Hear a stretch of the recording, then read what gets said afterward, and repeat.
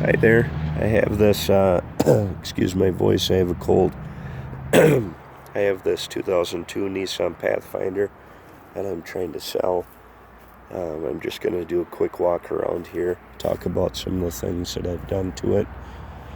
Off memory, I've had it for about 6 years, so I've always maintained it well. It was never a primary vehicle, it was always secondary to my older car. Because of gas mileage, this would get anywhere between 14 and 16 miles per gallon.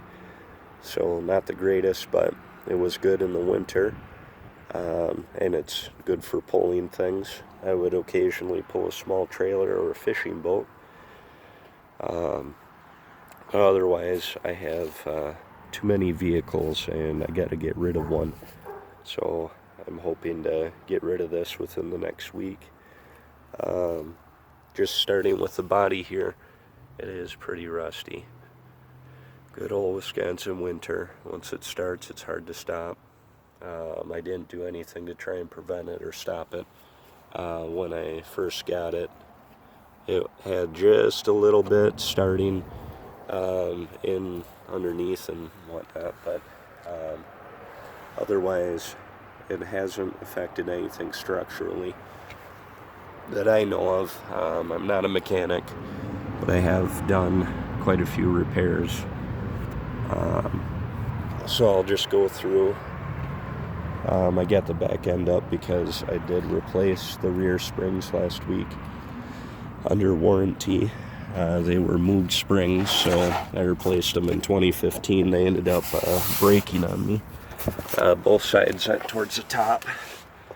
So I did just replace those. I did replace this part of the brake line that was compromised. So, this rusty of a vehicle being in Wisconsin, I have had a couple occasions where brake lines started leaking.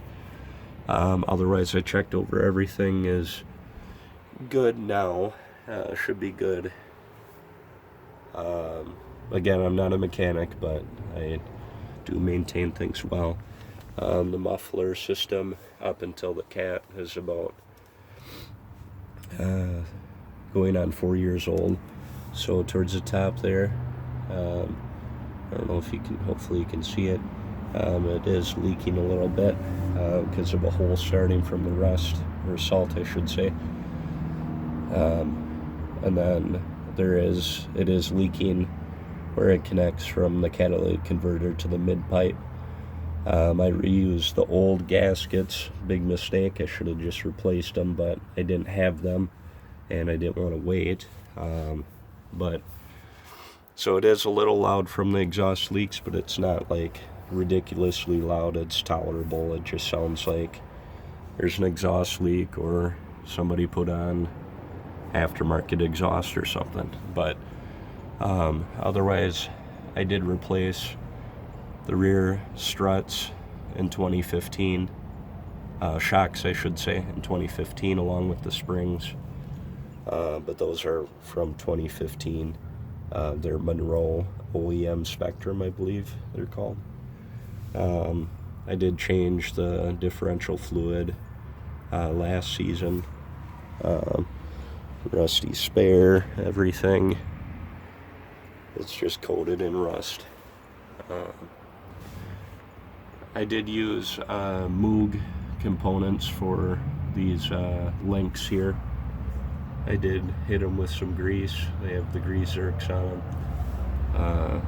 And then up front, I have Moog tie rod ends and Moog ball joints on the bottom. And I think I used Moog stabilizer bushings up front.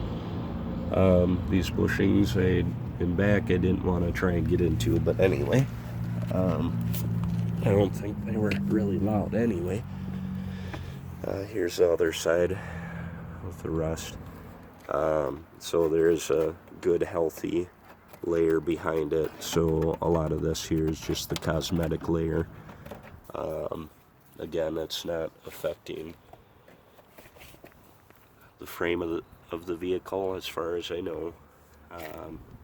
But again, I'm not a mechanic, so I'll open this up.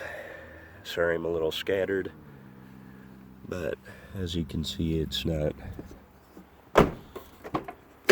affecting in the interior or anything like that.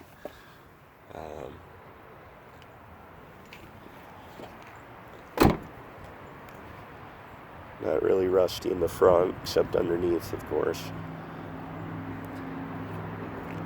These tires I replaced would have been fall of 2017. Yeah, 2017. So 2 winters on them. They're still nice and meaty yet. Really good tires, hand-cooked Dynapro ATM, so they're all-terrain tires.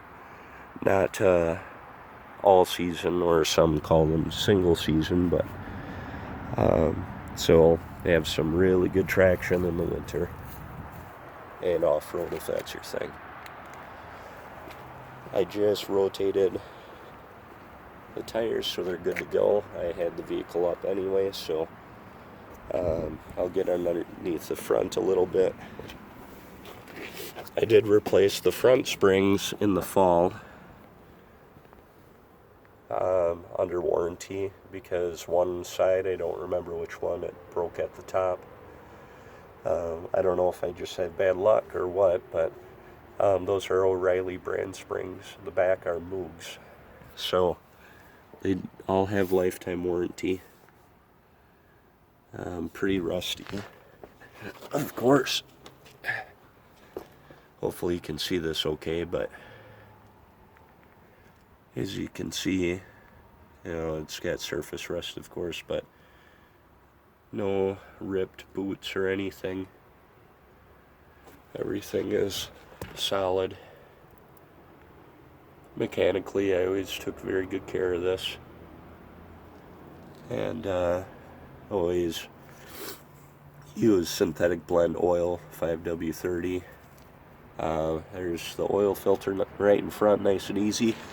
I did replace the alternator there about 3 years ago. That was not very fun. Other than that, I didn't really do anything to the engine. I could probably use spark plugs. Otherwise, everything's good to go. I just changed the oil, and I'll show the engine here. It's got the 3.5 V6, so it's Nissan's good engine that they put in their Maximas, known to go well over 200,000. This battery here I replaced November of 2018 at Mills Fleet Farm. It's a Roadrunner. I think it's a medium grade battery, 5-year warranty, I think. Otherwise pretty typical, nothing aftermarket. Everything works except the AC. The compressor is out. In the car here, the interior is alright. It's an O2, so it just kind of has your nicks and bruises and stuff, but there is a couple of burn marks from the previous owner. Did smoke in here. I think there's one back here somewhere, but you can't tell, or I can't at least. Otherwise the sunroof works, windows all work. I just replaced the climate control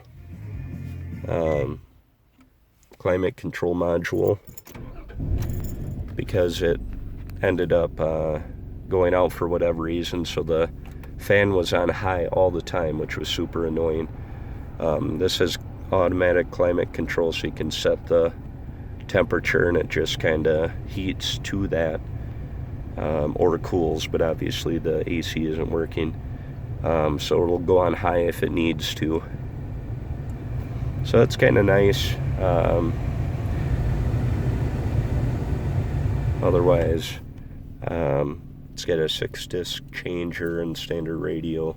Nothing special. It is Bose. So it does have the component system. So it sounds okay. Excuse me. It has a standard transfer case, so shifting it into 4-wheel drive is nice. 4 high. To shift it in 4 low, you have to put in neutral.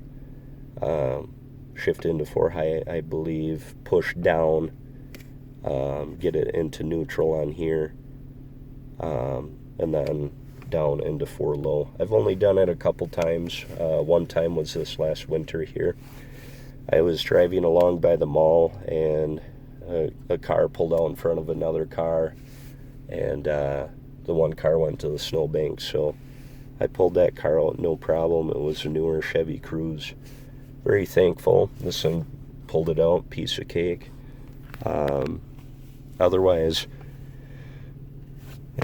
everything's works well. I shifted it into 4-wheel drive, out of 4-wheel drive. It has on-the-fly 4-wheel drive is what Nissan calls it, so it'll end up, or I should say you can shift your 4-wheel drive going up to 50 miles per hour while you're driving it. I typically do it when I'm going slow or stopped, just because that's how I was taught. But so don't have to worry about any buttons. This vehicle is more of a SUV-like, I should say truck-like SUV. It's not a crossover-like SUV. What I mean by that is it's rear-wheel drive standard, and then it goes into 4-wheel drive high or low with this shifter here. So cruise control, radio. It has the notorious Nissan window issue where it works fine. It has auto for the front windows. If you just hit the auto, it'll go up and then come back down 4 or 5 inches. That's a safety feature. If there's a limb stuck or anything like this, it's supposed to put a little pressure, go back down as a safety precaution. But basically, to get around that is instead of doing the auto, you just hold it up like that. So you're not pulling it back all the way, you're just doing like a half click, so to speak, and that's the same for both sides. So they both work, no problem. It's just that silly little Nissan thing. Like I was saying, there I did it again, just to show. You can fix it. I attempted to take off that door panel at one time and hit the reset button on the motor. It didn't work, so I just opted to leave it alone. If it ain't broke, don't fix it. I can still open and close the window. That's all that matters. Other than that, everything is good to go. Free and clear title. It does have the check engine light on, and that's just O2 sensor and evap code maybe, but we can go to a dealership or